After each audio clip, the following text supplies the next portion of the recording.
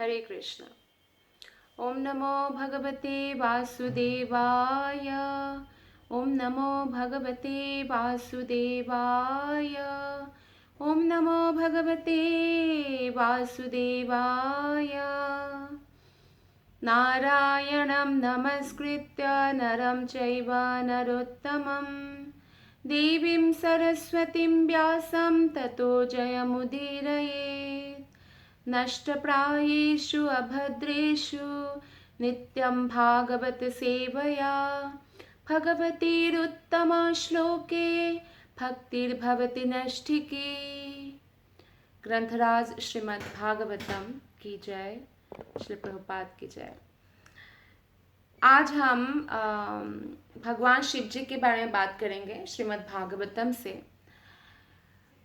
लोग शिव जी के बारे में लोगों से सुनते हैं और आज हम सुनेंगे शास्त्रों से, क्योंकि अगर भगवान के बारे में या भगवान के किसी भी अवतार के बारे में या किसी भी देवी देवता के बारे में हमें जानकारी चाहिए तो हमें शास्त्रों का सहारा लेना चाहिए। जिस तरह से आप जब कॉलेज में कोई भी सब्जेक्ट पढ़ते हैं तो उस सब्जेक्ट से रेफर्ड जो बुक्स है, किताबें हैं, वो पढ़ते हैं, ठीक उसी प्रकार से हमें किसी भी तत्व को जानने के लिए जो कि आध्यात्मिक है, जैसे कि वो शिव तत्व हो, चाहे जीव तत्व हो, विष्णु तत्व हो या शक्ति तत्व हो, हमें जानना चाहिए वो किससे?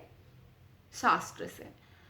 तो श्रीमद् भागवतम और श्रीमद् भागवत गीता में बहुत लोगों को डिफरेंस नहीं पता है। पहले हम डिफरेंस के बारे में बात करेंगे।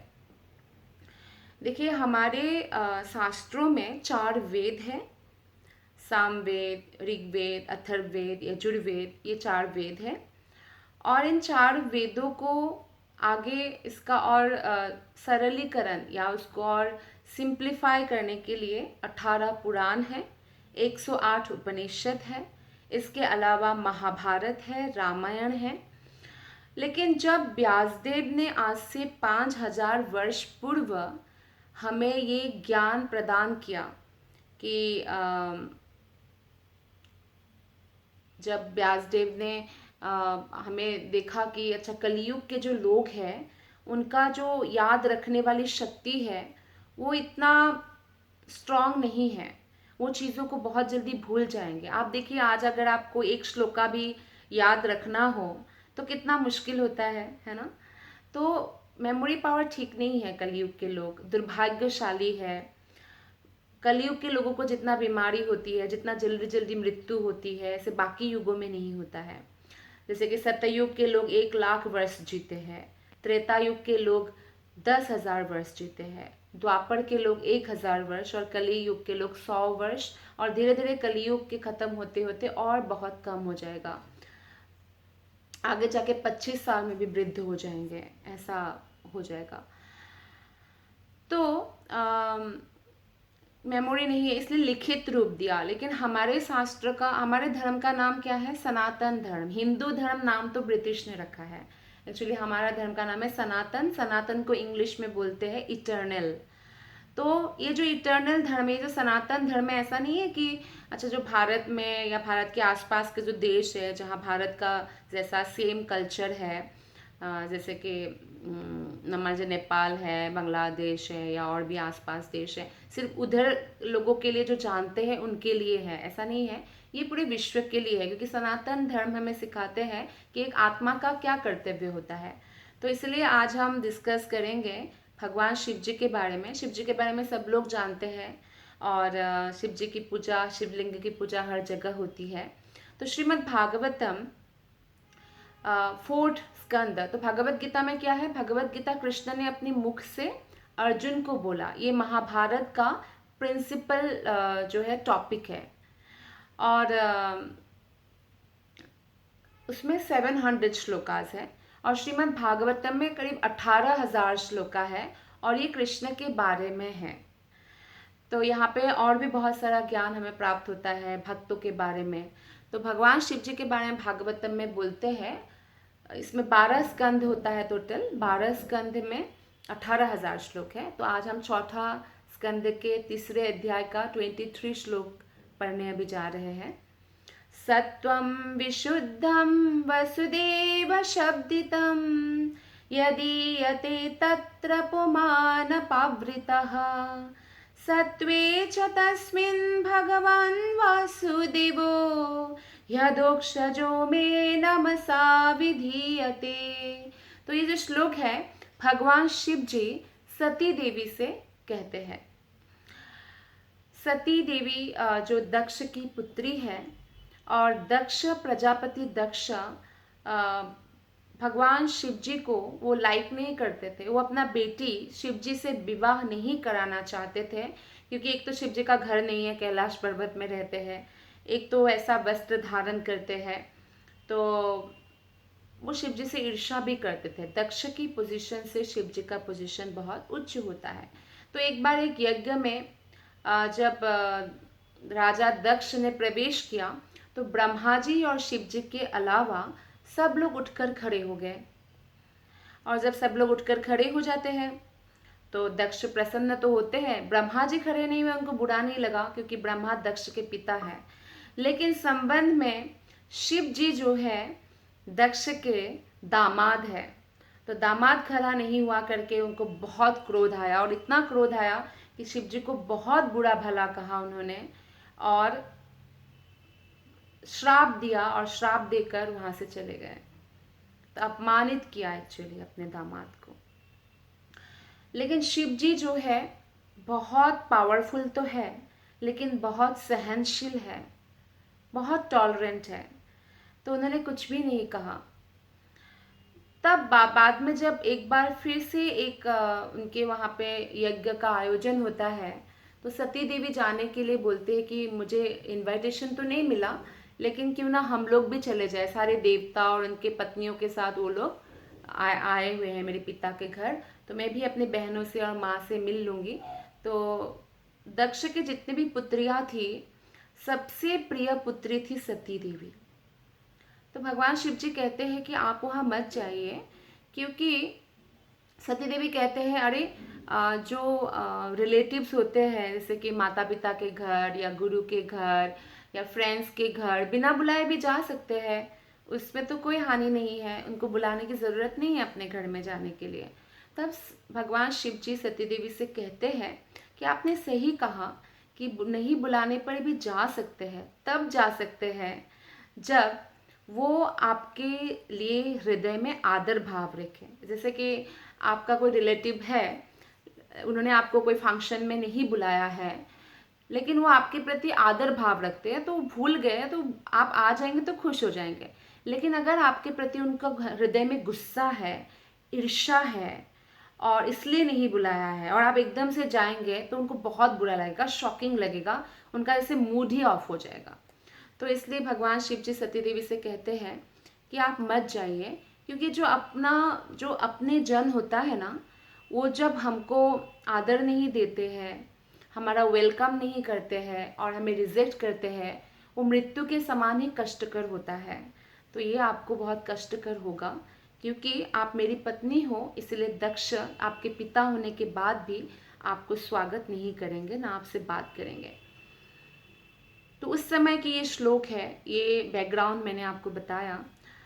तो भगवान शिव जी कह रहे हैं कि आपके पिता ने मुझे तब श्राप दिया जब मैं इनोसेंट था, मेरा कोई गलती नहीं थी। क्योंकि भगवान शिव जी तो निरंतर, ये श्लोक क्या बताते हैं, भगवान शिव जी सती को बताते हैं कि I am always engaged in offering obeisances to Lord Vasudeva. तो भगवान शिव जी हमेशा मेडिटेट करते हैं, ध्यान करते हैं वासुदेव यानी कृष्ण के ऊपर, हमेशा ध्यान करते रहते हैं, क्योंकि वो उनके आराध्य देवता है। भगवान विष्णु शेषनाग के ऊपर सोते हैं ना, वो शेषनाग भी विष्णु का ही एक्सपेंशन है, संकर्षण, क्योंकि वो उनके प्रभु है और उनके स्मरण में वो गले में सांप धारण करते हैं प्रभु का स्मरण के लिए। तो वो बोलते हैं कि मैं तो, भगवान शिव जी हमेशा समाधि में रहते हैं, भले ही वो आंखें खोल के रहे या आंखें बंद करके रहे या वो ट्रैवल करे, इधर से उधर जाए, तो भी वो समाधि में रहते हैं। उनके मन में हमेशा भगवान के प्रति जो है हमेशा वो अपना प्रणाम अर्पित करते रहते हैं, हमेशा वो भगवान के ऊपर ध्यान करके रहते हैं। तो इसलिए भगवान शिव जी ने सती देवी से कहा कि मेरा कोई दोष नहीं था, मैं समाधि में था। भले ये सब बाकी लोगों को लग रहा है कि शिव जी बैठे हुए हैं दक्ष की सभा में, लेकिन शिव जी अंतर मन में भगवान के स्मरण कर रहे हैं। तो जब भगवान का कोई स्मरण कर रहे हैं तो बाहर सिचुएशन क्या हुआ है उनको नहीं पता, तो इनोसेंट थे और वो हमेशा ही उनका वो ऐसे ही रहते हैं। लेकिन उस समय दक्ष महाराज ने क्या सोचा कि ये गलत किया, इन्होंने मेरे सामने खड़े क्यों नहीं हुए। जब हम सम्मान की अभिलाषा करते हैं तब हमारा ईगो हार्ट होता है, लेकिन हमें कैसे बनना चाहिए, अमानिना मान देना, सम्मान की अभिलाषा ना करके दूसरों को सम्मान देने की अगर हमने आदत डाल ली तो उससे किसी को भी कभी कोई कष्ट नहीं हो सकता है। क्योंकि कोई आपको सम्मान ना दे, जो आपका पोजीशन है वो तो आपका पोजीशन ही रहेगा, उसमें तो कोई हानि नहीं होने वाला है। तो इस तरह से आइए हम देखते हैं कि आगे श्रीमद् भागवतम भगवान शिव जी के बारे में क्या कहते हैं। 12वां स्कंद में बताया गया है शिव जी के बारे में। निम्नगानम यथा गंगा देवानाम अच्युतो यथा वैष्णवानाम यथा शंभुः पुराणम इदम तथा। निम्नगानम यथा गंगा, जैसे बहने वाली नदियों में गंगा नदी श्रेष्ठ है। गंगा नदी है कौन, गंगा नदी को पृथ्वी में कौन लाए, भगवान शिव जी ने ही तो सिर में धारण किया, नहीं तो गंगा देवी तो जब स्वर्ग से नीचे आ रही थी तो पाताल में चले जाती। लेकिन पृथ्वी में हम शिव जी की ही ये कृपा है एक प्रकार से कि उन्होंने धारण किया। और वो गंगा देवी है क्या, भगवान कृष्ण के चरणामृत है। जब वामन अवतार होता है और बलि महाराज से 3 पग भूमि मांगते हैं। बलि महाराज कौन है, असुर का राजा है और उनके गुरु है शुक्राचार्य। तो बलि महाराज बहुत बड़े दानी थे, तो इसलिए उन्होंने स्वर्ग को भी हासिल कर लिया था। उन्होंने अपने बल पर युद्ध करके देवताओं से युद्ध जीत लिया, स्वर्ग को हासिल किया। अब स्वर्ग में जब असुर लोग राज करेंगे तो स्वर्ग के देवता एक्चुअली भगवान के मैनेजर्स है। जैसे बारिश का मैनेजमेंट देखते हैं इंद्रदेव, और बाकी नदी समुद्र पानी का मैनेजमेंट देखते हैं जैसे वरुण देव है, अग्नि का अग्नि देवता, वायु का वायु देवता, प्रकाश का सूर्य देव और चंद्र देव देखते हैं। इस तरह से अलग अलग देवता मैनेजमेंट देखते हैं ताकि पृथ्वी में अच्छा सबको सब कुछ टाइम से प्राप्त हो सके। तो पृथ्वी के लोग यज्ञ करते हैं और उसका यज्ञ का भाग देवताओं को मिलता है। लेकिन जब असुर लोग उसमें उस एक एक पोजीशन में बैठ जाते हैं तो असुर लोग तो उतना अच्छा मैनेजमेंट नहीं कर सकते, क्योंकि उनका प्रवृत्ति आसुरिक है। महाभारत का युद्ध क्यों हुआ, क्योंकि महाभारत के युद्ध में भी यही हुआ था। भगवान कृष्ण युद्ध क्यों चाहते थे, क्योंकि अधार्मिक लोग जब आपके ऊपर राज करेंगे तो प्रजा की शांति नष्ट हो जाएगा, शांति भंग हो जाएगा। तो इसलिए धार्मिक राजा होना बहुत ज़रूरी है। धार्मिक मतलब धर्म के अनुसार चलना, जो अपने प्रजा को पुत्रवत समझे कि ये तो मेरे संतान के समान है, ऐसा समझे। तो ऐसा राजा होना बहुत ज़रूरी है। तो इसीलिए हमेशा ऐसा करते हैं कि हमेशा अच्छा राजा हो। तो बलि महाराज से 3 पग भूमि मांगने के लिए एक ब्राह्मण का रूप धारण, छोटा ब्राह्मण बालक का रूप धारण किया। और जब वो गए तो बलि महाराज ने उनको सोचा कि 3 पग भूमि तो कुछ भी नहीं है, क्या दे दिया। तब भगवान ने अपना आकार बढ़ाया और पूरा 2 पग में ही पूरा जो भी अधिपत्य में था स्वर्ग से लेके पाताल तक सब कुछ नाप लिया। और उस समय जब ब्रह्मांड तक नाप रहे थे तो ब्रह्मलोक तक उनका चरण जाता है, तो ब्रह्मा जी अपने कमंडलों से उनका चरण पखारते हैं। तो वो जो पानी है वो गंगा देवी है एक्चुअली। तो भगवान कृष्ण के चरणामृत है जिसमें तुलसी भी मिश्रित है और भगवान के चरण का रज भी है। तो गंगा देवी भगवान का चरणामृत है और इसीलिए वो सबसे श्रेष्ठ है। फिर बोलते हैं देवा नाम अच्युतो यथा। देवा नाम यानी जितने पूजनीय देव हैं, देवों में सबसे श्रेष्ठ कौन है, अच्युत। अच्युत का मतलब है भगवान श्री कृष्ण, कृष्ण का एक नाम है अच्युत। तो देवों में सबसे श्रेष्ठ है अच्युत। वैष्णवानाम यथा शंभु, वैष्णव कौन है? जो विष्णु के भक्त है वो वैष्णव है, जो भगवान कृष्ण के, राम के, विष्णु के भक्त है। तो वैष्णवों में सर्वश्रेष्ठ कौन है? शंभु, शिव जी। तो शिव जी की पोजीशन हमें समझना होगा एज ए वैष्णव, कि भगवान शिव जी महान वैष्णव है। और पुराणाम इदम, तथा मतलब पुराणों में श्रेष्ठ है भागवत पुराण। जैसे कि हनुमान जी भी शिव जी के अंश अवतार हैं, तो हनुमान जी के मंदिर में जाकर अगर आप जप करते हैं जय हनुमान, और कोई एक दूसरे भक्त आके जप करते हैं जय श्री राम, तो हनुमान जी कौन से भक्त से ज़्यादा अधिक प्रसन्न होंगे? निश्चित रूप से श्री राम। यस। क्यों प्रसन्न होंगे श्री राम शब्द से? कि श्री राम उनके वो है, भगवान है, आराध्य है ना, उनकी पूजा करते हैं हनुमान जी, इसलिए। बहुत सुंदर, बहुत धन्यवाद।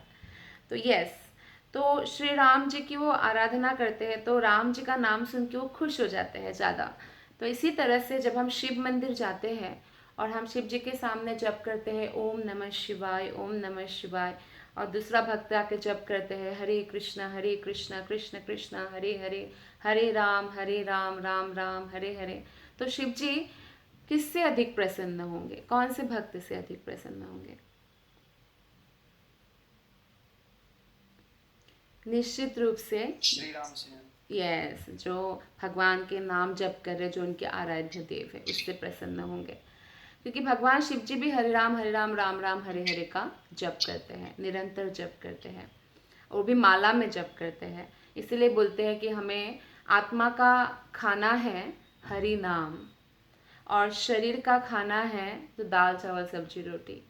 तो आत्मा का खाना वर्तमान समय में, प्रेजेंट एज में कोई भी नहीं दे रहे हैं, बहुत कम। जैसे अभी आप लोग भी क्लास सुन रहे हैं, कथा सुन रहे हैं, तो कितने कम लोग हैं।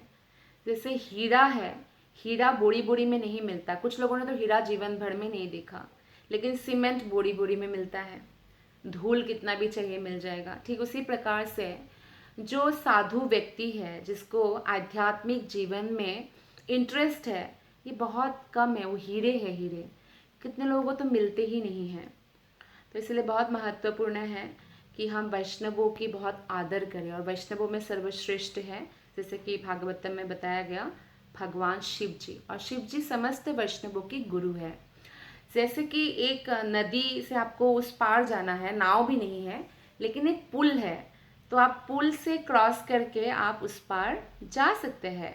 तो इसी तरह से आत्मा को परमात्मा से मिलाने के लिए, आत्मा और परमात्मा के बीच में पुल है भगवान शिव जी। आप सबको वो स्टोरी मालूम है कि समुद्र मंथन हुआ था, देवता और असुर ने मिलकर किया था। तो उसमें हलाहल विष, ऐसा विष जो स्पर्श करने से व्यक्ति जल जाए, इतना भयंकर विष, तो वो पिया था भगवान शिव जी ने। क्योंकि भगवान विष्णु ने कहा है कि ये जो हलाहल विष निकला है ये शिव जी पिएंगे। क्योंकि भगवान विष्णु भी वैष्णवों का जो महत्व है वो जगत के सामने स्थापित करना चाहते हैं कि शिव जी कितने महान हैं। और शिव जी ने वो हलाहल विष पिया और गले में ही धारण किया, तो उनका एक नाम पड़ गया नीलकंठ। तो भगवान शिव जी, भगवान विष्णु की प्रसन्नता के लिए वो हर कार्य करते हैं। जैसे कि आपको मालूम है हनुमान भी शिव जी का अंश अवतार है, और हनुमान जी ने पूछा भगवान से, भगवान कृष्ण से, कि रामायण के युद्ध में तो हनुमान जी ने बहुत सुंदर रोल निभाया ना, उन्होंने ही वो एक्चुअली मेन सेनापति तो वही थे, कितने लोगों को मारा उन्होंने, लंका जला दिया था। तो पूछा कि भगवान, मैं महाभारत के युद्ध में मैं भी पार्टिसिपेट करूं, मतलब मैं भी एक योद्धा के रूप में आऊं। तो हनुमान जी तो कितना पावरफुल है, महाभारत के युद्ध में कृष्ण भी नहीं लड़ रहे, क्योंकि फिर लोग ऐसे बात करेंगे ना कि भगवान तो एक चक्र से सबको मार दिया, फिर ये फेयर नहीं हुआ, युद्ध सही नहीं हुआ। तो भगवान ने बोला मैं तो अस्त्र शस्त्र धारण नहीं करूंगा। तो हनुमान जी भी आते तो ये भी बोलते कि फेयर नहीं, हनुमान जी तो कितना पावरफुल है। तो हनुमान जी को भगवान ने कहा कि आपकी सेवा है अर्जुन का जो पताका है ना, फ्लैग, पताका में आप बैठिए और अपने प्रचंड गर्जन से शत्रुओं के हृदय में भय पैदा कीजिए, यही आपका सेवा है। तो तब हनुमान ऐसे बोल सकते थे, नहीं मैं, यू आर अंडर एस्टिमेटिंग मी, मैं इतना बड़ा योद्धा हूँ और आपने मुझे इतना छोटा सा सेवा दिया, ऐसा नहीं बोला, क्योंकि वो हमेशा भगवान की आज्ञा को पालन करते हैं। तो एक भक्त का ये विशेष गुण होता है, वो जैसे भगवान चाहते हैं वैसे सेवा करते। सेवा का अर्थ भी यही है, जैसे आप किसी के घर जाओ और आप बहुत प्यासे हो, जैसे गर्मी है मई जून की, तो आप बोलते हो कि आंटी मुझे एक गिलास पानी दे दीजिए, तो थोड़ा ठंडा पानी दे दीजिए एक गिलास। तो वो आंटी आपको ठंडा पानी नहीं दे रहे, बोल रहे अरे बेटा अभी बाहर से आए हो, लो लस्सी पी लो, ताकत मिलेगी, लस्सी पी लो। आप बोलो लस्सी नहीं चाहिए, मुझे पानी चाहिए, तो बोलो नहीं नहीं नहीं लस्सी पियो, पानी नहीं, पानी नहीं, एकदम से बाहर से आके पानी नहीं, लस्सी पियो। लेकिन वो सेवा नहीं हुआ, यानी आपको जो चाहिए था उन्होंने वो नहीं दिया जिससे आपका प्यास बुझता, आपको वो दिया जो वो चाहती है। तो भक्त ऐसे नहीं होते हैं, भक्त वो करते हैं जो भगवान चाहते हैं। वो भगवान के प्रेम के लिए कुछ भी छोड़ सकते हैं। जैसे मान लीजिए किसी को आदत है कि वो नशा करते हैं, है ना, शराब पीते हैं, तो उनको पता चला कि भगवान कृष्ण को ये पसंद नहीं है, तो वो छोड़ देंगे। बहुत सारे शिव जी के भक्त हैं, वो भांग या नशा आदि करते हैं शिव जी के नाम पर, लेकिन शिव जी को लिवर सिरोसिस नहीं होता है। शिव जी तो पूरा संसार खा सकते हैं, इतने पावरफुल है। कि हम इतने पावरफुल हैं, तो हमें इसलिए शिव जी को नकल नहीं करना चाहिए, बल्कि शिव जी हमें क्या कहते हैं उसको फॉलो करना चाहिए। तो आज की क्लास में हम यही सब डिस्कशन कर रहे हैं। तो कोई अगर शिव जी के निस्वार्थ भाव से सेवा करते हैं, निस्वार्थ भाव से, जैसे बहुत भक्त ऐसे होते हैं, ऐसे नहीं कि भगवान मुझे ये दे दो, वो दे दो, ये कर दो, वो कर दो, नहीं, बस उनको प्रेम है ना, भगवान शिव से प्रेम है उनको, या भगवान कृष्ण से भी बहुत लोग कुछ नहीं मांगते कि आप भगवान हो, आप अंतर्यामी हो, मुझे क्या चाहिए आपको पता है, मैं कुछ मांगू क्यों, मेरे लिए जो अच्छा है वो आप करेंगे, मैं आपके शरणागत हूँ। जैसे माता पिता भी है, बच्चों के लिए जो अच्छा वो करते, बच्चे मांगे चाहे ना मांगे, माता पिता तो उनकी भरण पोषण करेंगे ही ना। और जब देखेंगे कि बच्चा मेरा बड़ा होनहार है, एकदम डिसिप्लिन्ड है, तो हमेशा प्रसन्न होंगे और ज़्यादा देंगे। और अगर बच्चा बदमाश होगा, जैसे माँ हमेशा उनको पॉकेट मनी देती है और बच्चा अभी स्कूल में ही है, सिगरेट पीने लगता है, गुटखा खाने लगता है, माँ को पता चलता है और जितना पैसा है वो भी छीन लेंगी। तो ऐसे ही भगवान भी करते हैं, अगर कोई नालायक बनते हैं और उसको भगवान ने दिया तो छीन लेते हैं, लेकिन लायक है, लायक व्यक्ति को जितना भी दो तो उसका सदुपयोग ही होगा। तो इस तरह से बहुत सारे भक्त हैं जो शिव जी से कुछ नहीं मांगते, बस प्रेम करते हैं, उनको भोलेनाथ पसंद है, ऐसे होते हैं। तो ऐसे ही भक्त का नाम है नरसिंह मेहता, जो गुजरात में थे। तो नरसिंह मेहता का गीत बहुत फेमस है, आप लोगों ने सुना होगा, जो लता मंगेशकर ने भी गाया है। वैष्णव जन तो तेने कहीजे, पीड़ पड़ाई जानी रे, बहुत फेमस है। तो मैंने ये सॉन्ग इसलिए गाया कि आपको पता चले कि कितना डीप सॉन्ग नरसिंह मेहता ने लिखा। नरसिंह मेहता का नाम इतने लोग नहीं जानते हैं, लेकिन वो बहुत बड़े शिव भक्त थे पहले, और शिव जी से सेल्फलेस लव करते थे, वो प्यार करते थे, शिव जी से कुछ भी नहीं ये चाहिए वो चाहिए ऐसा कुछ भी नहीं मांगते थे। उनको शिव जी के शरणागत थे और उनको पूरा भरोसा था कि मेरे साथ जो भी होगा भगवान शिव जी अच्छा ही करेंगे। तो ऐसे बहुत विश्वास वाले भक्त थे। लेकिन वो इतने भजन में व्यस्त रहते थे कि ऑब्वियसली अगर कोई कमाएंगे नहीं और हमेशा भजन भजन करते रहेंगे तो घर में थोड़ी लड़ाई तो होगी। तो एक बार क्या हुआ, ऐसे ही थोड़ा बहुत हुआ लड़ाई जैसा, तो वो चले गए बाहर और चले जाके वो सोमनाथ मंदिर में जो एरिया है, उस समय वहाँ पे फॉरेस्ट जैसा ही था, जंगल सा, तो वहाँ पे भगवान शिव जी के स्मरण करते हुए 7 दिन 7 रात बिना खाए पिए भगवान का स्मरण कर रहे थे शिव जी। शिव जी संतुष्ट हो गए और शिव जी ने उनको दर्शन दिया। तो नरसिंह मेहता को बोला कि आप कोई वरदान मांगे। तो नरसिंह मेहता ने कहा कि हे भगवान, जो आपके सर्वाधिक प्रिय वस्तु हो वो मुझे प्रदान करे। क्या वरदान मांगते? नरसिंह मेहता ने तो कभी ये भी नहीं मांगा वो बहुत गरीब थे, ये नहीं मांगा कि मुझे धन दे दो, मेरे बहुत सारे बच्चे हैं, उनको बहुत सारा फैसिलिटीज़, कुछ भी नहीं मांगा। वो हमेशा प्रेम ही करते रहे, आज क्या मांगेंगे। तो बुद्धिमान है बहुत, तो बोलते ठीक है भगवान, आप मुझे कुछ देना चाहते हैं, जो आपके सबसे प्रिय वस्तु है वो मुझे दीजिए। तो भगवान शंकर कहते हैं ठीक है, आप नंदी में बैठो मेरे पीछे, मैं आपको वहाँ ले जाता हूँ जो मेरे सबसे प्रिय है। तो पूरा लोक क्रॉस करके, ये पृथ्वी लोक है, उसके ऊपर भूअर लोक, स्वर्गलोक, जनलोक, तपलोक, महरलोक, सत्यलोक, सत्यलोक ब्रह्मा का लोक है, उसको भी क्रॉस किया तो आध्यात्मिक लोक आता है। तो सारे आध्यात्मिक वैकुंठ को क्रॉस करके सबसे टॉप मोस्ट जो प्लैनेट है गोलक धाम, उसमें गोलक वृंदावन, जहाँ भगवान की रास नृत्य हो रहा है गोपियों के साथ, वहाँ ले गए और दिखाया। वहाँ कोई प्रवेश नहीं कर सकते, लेकिन शिव जी क्योंकि कृष्ण की बहुत प्रिय है और शिव जी उनको ले गए थे, तो शिव जी ने दिखाया कि ये मेरे सबसे प्रिय है। बस इस दर्शन के बाद नरसिंह मेहता बहुत बहुत ज़्यादा वो शिव जी के प्रति शरणागत थे। बाद में वो शिव भक्ति से कृष्ण भक्त बन जाते हैं और उनके बहुत सारे लोकल भजन हैं, गुजराती में हैं, तो वो सारे बहुत सुंदर है। जैसे मैंने अभी आपको एक गा के सुनाया वैष्णव के ऊपर, बहुत डीप मीनिंग के साथ उन्होंने लिखा है। तो नरसिंह मेहता बाद में बहुत स्ट्रॉन्ग कृष्ण भक्त बनते हैं और ऐसा स्ट्रॉन्ग बनते हैं, जैसे आपने तुकाराम के बारे में सुना है ना, महाराष्ट्र, जिनके लिए भगवान ने वैकुंठ से विमान भेजा था। और ऐसा नहीं कि विमान आके ले गए और किसी ने देखा नहीं, जैसे यहाँ पे भक्त होते हैं, किसी के बहुत भक्तों के लिए विमान ही आता है वैकुंठ से, यमराज या यमदूत तो आते नहीं है, तो लेकिन हमें दिखते नहीं है ना, हर रोज कोई ना कोई शरीर छोड़ते हैं लेकिन हमें दिखते नहीं है। लेकिन तुकाराम के लिए सबके सामने विमान, सबने देखा कि तुकाराम विमान में वैकुंठ चले गए।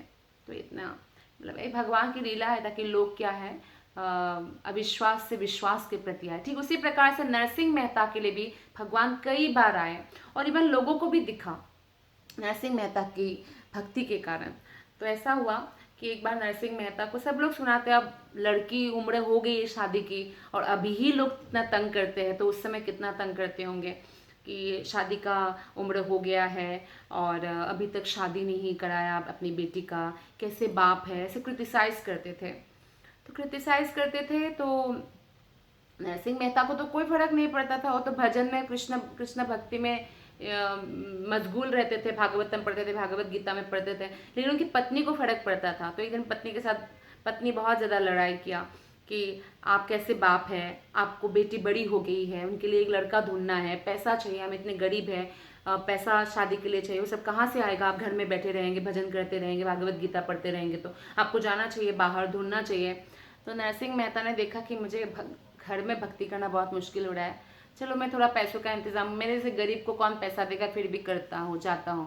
लेकिन नरसिंह मेहता भी उस दिन रोए भी और सोचे कि हे भगवान, ये क्या मेरे परिवार, ये तो आपके परिवार है ना, ये शरीर क्या मेरा है, ये शरीर भी आपका है, ये संसार आपका है, सब कुछ आपका है, फिर लोग मुझे क्यों क्रिटिसाइज कर रहे हैं, मेरी बेटी की शादी नहीं हो रही तो लोग मुझे क्यों क्रिटिसाइज कर रहे हैं, वो तो आपको क्रिटिसाइज करना चाहिए ना, क्योंकि आपकी बेटी है वो। तो भक्त जानते हैं कि सबका स्वामी भगवान स्वयं है और जिन भक्तों को ऐसा विश्वास होता है कि भगवान सब टेक केयर करेंगे, उनका करते भी है। तो हुआ क्या, नरसिंह मेहता तो भक्त है, तो वो गए तो देखा एक जगह ना भागवत की कथा हो रही है 7 दिन का। तो भूल गए कि घर में इतना हंगामा हुआ और वो इसलिए आए कि पैसों का इंतजाम करे, कोई लड़का ढूंढे, वो बस भागवत कथा में बैठ गए। 4 दिन हो गया, उनको याद ही नहीं आया कि वो किस लिए आए थे। चौथे दिन याद आया, फिर पूछते हैं कि कितना दिन हो गया भागवत कथा को, 4 दिन हो गया। ओहो, मैं तो किसी और काम से आया था। फिर वहाँ से वो निकल जाते हैं अपने घर और सोचते हैं मैं अपने पत्नी को बोलूँगा कि मैं बहुत दूर निकल गया था, इसलिए मुझे 4 दिन लग गया, पैसों का इंतज़ाम करने के लिए गया था पर मिला नहीं, ऐसे सोच के आते हैं, डर डर के आते हैं घर। तो जब घर आते हैं तो देखते हैं पूरे गांव वाले उनकी तारीफ कर रहे हैं, वाह नरसिंह मेहता, क्या बेटी की शादी करवाया है, जैसे राजा की बेटी की शादी हुआ हो। नरसिंह मेहता के जाने के बाद एक बहुत अच्छे परिवार उनके घर आते हैं, सुशील अच्छी सी लड़की ढूंढकर, और उनकी बेटी को पसंद करते हैं। फिर बाराती भी भगवान ही लाते हैं, सब कुछ एक्चुअली लोगों को पता नहीं है कि कहाँ से ये सब इंतजाम हुआ, सब भगवान श्री कृष्ण करते हैं, नरसिंह मेहता को पता भी नहीं। तब नरसिंह मेहता को पता चलता है कि मैं जो रोया था भगवान ने उसका रेसिप्रोकेट कर दिया, मेरी बेटी का विवाह हो गया। ऐसे नरसिंह मेहता के साथ अनेक लीलाएं होती है। तो हम देखते हैं जो निस्वार्थ भाव से भगवान शिव जी की भक्ति करते हैं और उनको निश्चित रूप से भगवान शिव जी कृष्ण भक्ति प्रदान करते हैं। वृंदावन के एक ब्राह्मण के बारे में भी हम आज बात करेंगे। वृंदावन में एक ब्राह्मण थे जो भगवान शिवलिंग की बहुत भक्तिपूर्वक पूजा अर्चना करते थे। जब वो पूजा अर्चना करते थे तो लेकिन उनकी भी बेटियां थी, विवाह योग्य हुई थी और वो गरीब ब्राह्मण थे, तो उनको चिंता होती थी। तो एक दिन स्वप्न में भगवान शिव जी ने उनको दर्शन दिया और कहा, वृंदावन में मदन मोहन मंदिर है, जो आज से 500 साल पहले सनातन गोस्वामी मदन मोहन जी की सेवा करते थे। तो बोला, जाओ मदन मोहन मंदिर में सनातन गोस्वामी हैं, उनके पास बहुत मूल्यवान वस्तु है, वो तुम्हें ज़रूर मदद करेंगे। तो भगवान शिव जी तो चाहते थे कि ब्राह्मण जो है सनातन गोस्वामी जैसे बड़े वैष्णव से मिले और भक्त बन जाए कृष्ण के। तो ब्राह्मण गए और सनातन गोस्वामी ने कहा, मेरी बेटियों का विवाह कराना है, क्या आपके पास बहुत मूल्यवान वस्तु है कोई, क्या आप मेरी मदद कर सकते हैं? तो सनातन गोस्वामी ने कहा, हाँ, वो जो कचरे का ढेर है ना, डस्टबिन है, वहाँ पे एक पारस मणि है। पारस मणि वो मणि होता है जिससे आप कुछ भी स्पर्श करें वो सोना बन जाता है। तो बोलते वो सोना बन जाएगा, पारस मणि से आप टच कर दो और आपका प्रॉब्लम सॉल्व हो जाएगा। तो ब्राह्मण बहुत खुश हुए, पारस मणि लेके घर चले गए। उस रात फिर से भगवान शिव ने स्वप्न लिया और बोला और सोचा कि इसको मैं क्या लेने के लिए भेजा, ये क्या लेके आ गए। तो भौतिक वस्तु तो लेके आए। तो बोला कि अगर इतना ही इम्पोर्टेंट था पारस मणि, तो उन्होंने फिर इसे कचरे में फेंक के क्यों रखा है? कोई मूल्यवान वस्तु क्या कचरे में फेंक के रखता है? नहीं रखते। तो क्यों फेंक के रखा है? इसका मतलब इससे भी मूल्यवान कुछ है जो तुमको नहीं दिया। तो ब्राह्मण नेक्स्ट डे फिर जाते हैं और बोलते हैं कि आपके पास पारस मणि से भी मूल्यवान कुछ वस्तु है? तो सनातन गोस्वामी ने कहा, हाँ बिल्कुल है। तो बोलते तो मुझे वो मूल्यवान वस्तु दीजिए। तो उन्होंने कहा, उस मूल्यवान वस्तु को पाने के लिए आपको पारस मणि को यमुना में फेंक देना होगा।